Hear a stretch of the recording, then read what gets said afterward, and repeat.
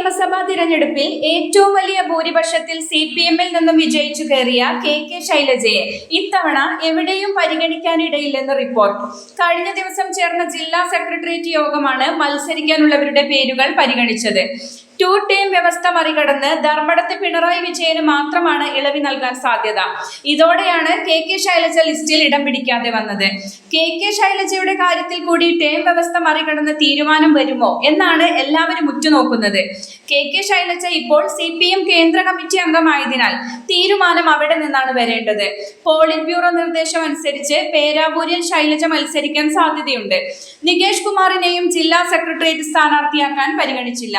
KK ശൈലജയ്ക്ക് പകരം മട്ടന്നൂരിൽ DYFI സംസ്ഥാന സെക്രട്ടറി VK സനോജിന്റെ പേരാണ് പരിഗണിച്ചത്.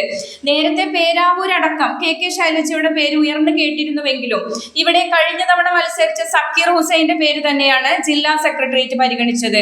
3172 വോട്ടിന്റെ മാത്രം ഭൂരിപക്ഷത്തിലാണ് കഴിഞ്ഞ തവണ സണ്ണി ജോസഫ് ഇവിടെ നിന്ന് വിജയിച്ചത്. രക്തസാക്ഷി ഫണ്ട് വിവാദത്തിൽ ആരോപണ വിധേയനായ TI മധുസൂദനെ തന്നെയാണ് പയ്യന്നൂരിൽ ഇത്തവണ ജില്ലാ സെക്രട്ടേറിയറ്റ് പരിഗണിച്ചത്. മധുസൂദനനെ മാറ്റിയാൽ ഫണ്ട് വിവാദം CPM അംഗീകരിക്കുന്നതിന് തുല്യമാകുമെന്ന വിലയിരുത്തൽ വന്നതോടെയാണ് അദ്ദേഹത്തെ തന്നെ പരിഗണിക്കാൻ തീരുമാനിച്ചത്. MV Jayarajan, M Jayarajan, EP Jayarajan എന്നിവർക്കും സീറ്റ് ഉണ്ടാകില്ല. ഷംസീറും ഔട്ടാകും. സംസ്ഥാന സെക്രട്ടറി ആയതോടെ മത്സര രംഗത്തു നിന്ന് മാറി നിൽക്കുന്ന MV ഗോവിന്ദന് പകരം തളിപ്പറമ്പിൽ N സുകന്യ, MV ഗോവിന്ദന്റെ ഭാര്യ PK ശ്യാമള എന്നിവരുടെ പേരുകളും പരിഗണിക്കുന്നുണ്ട്.